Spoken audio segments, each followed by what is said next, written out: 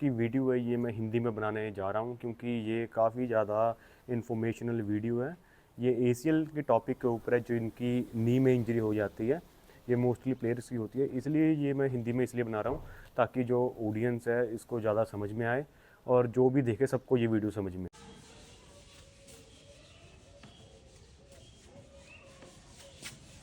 अरे नी में होती है, लिगामेंट इंजरी कहते हैं इसको।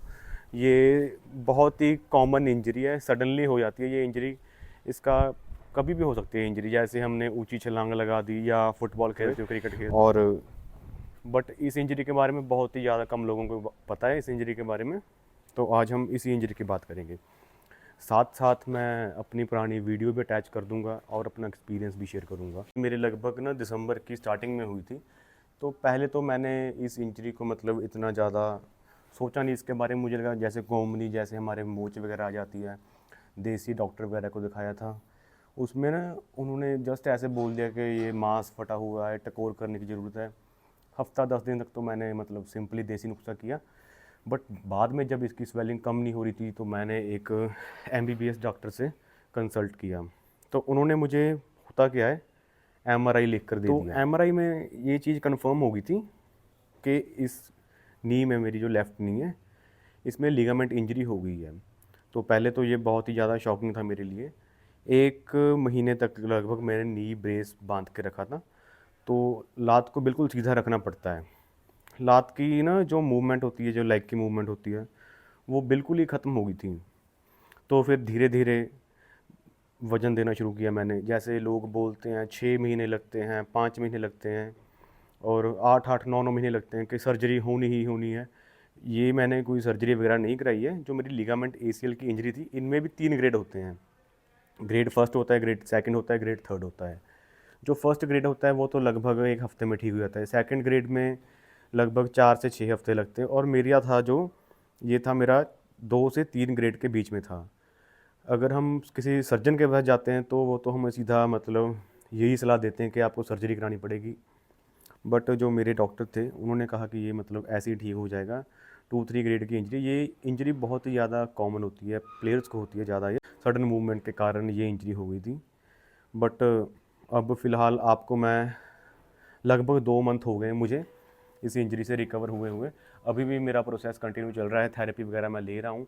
अभी भी मैं जैसे सीढ़ियाँ वगैरह चढ़ने से परहेज़ करता हूँ। तो अब आपको मैं अपनी वॉक दिखाता हूँ, वॉक में क्या डिफरेंस आता है जो set after 2 month ligament injury में।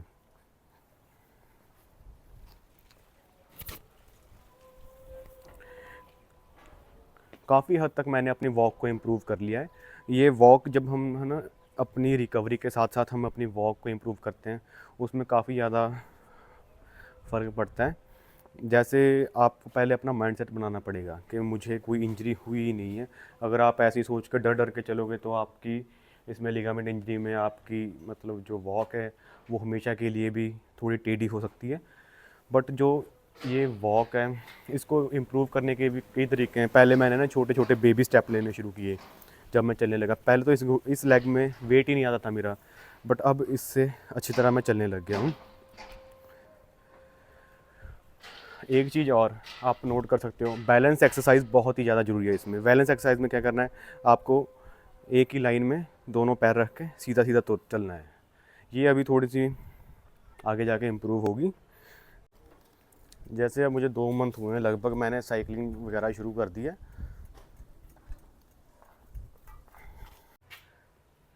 हाँ, जब डॉक्टर ने नी ब्रेस खोला था तब उसने ना मुझे पहले थेरेपी लेने को कहा था। थेरेपी में क्या होता है कि हमने साइकिल को स्टैंड में लगा के सिर्फ 5 मिनट से ज़्यादा नहीं चलाना। 5 मिनट, जैसे सुबह 5 मिनट और शाम को।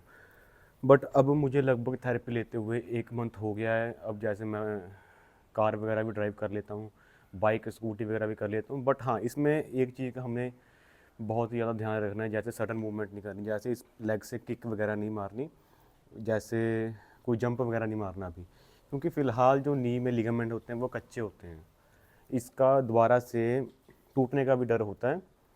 जब तक इसको लेग को हम प्रॉपर एक्सरसाइज की मदद से, जैसे इसको पकाना है हमने, जितनी भी ज़्यादा एक्सरसाइज हम करेंगे उतनी ही ज़्यादा हमारी नी मजबूत होगी और फ्यूचर में हमें कोई दिक्कत नहीं आएगी। तो लगभग लगभग 4 महीने तक तो आपको एक्सरसाइज कंटिन्यू रखनी ही है। ऐसा नहीं है कि अगर आपके स्टेप सही होने लग गए 1 मंथ में 2 मंथ में तो आप छोड़ दोगे, बट लॉन्ग टर्म में ये आपके लिए बहुत ही ज़्यादा मुश्किल खड़ी कर सकती है। आपको अपनी लेग का प्रॉपर ध्यान रखना है, ज़्यादा से ज़्यादा प्रोटीन इंटेक करना है। प्रोटीन इंटेक में अगर आप वेजिटेरियन हैं तो आप पनीर वगैरह और चने वगैरह ले सकते हैं। जैसे मैं नॉन वेज हूँ तो मैं जैसे चिकन मटन वगैरह खा लेता था, और मुझे लगता है उसकी हेल्प से काफ़ी जल्दी इम्प्रूवमेंट अच्छी हुई है। और ऐसा कुछ नहीं है कि जो ये लिगामेंट इंजरी होती है ये सिर्फ सर्जरी से ही ठीक होगी। मैं आपके सामने एक एग्जांपल हूँ, बिना सर्जरी के भी ये इंजरी सही हो सकती है और हुई भी है। और आगे की अपडेट भी मैं आपको लगभग 1 मंथ में दूंगा। रनिंग की प्रॉपर कंडीशन में आकर, जब जैसे रनिंग वगैरह करके या दोबारा स्पोर्ट कंडीशन में आकर, तो आखिर में यही कहना चाहूँगा, अगर किसी के भी ये इंजरी है उसको ज़्यादा डरने की ज़रूरत नहीं है। ये एक मामूली सी इंजरी होती है।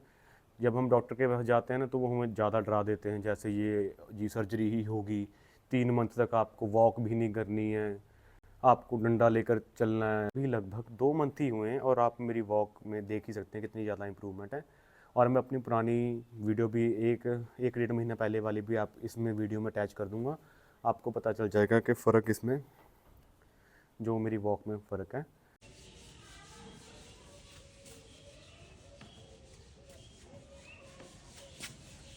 और ये इंजरी में बस ज़्यादा से ज़्यादा आपको थेरेपी में ध्यान देना है और डॉक्टर से और या अपने थेरेपिस्ट के साथ जुड़े रहना। ऐसा नहीं है कि आप खुद ही लगे रहो एक्सरसाइज करते रहो, उनको उनकी ही गाइडलाइंस के थ्रू आपको चलना पड़ेगा।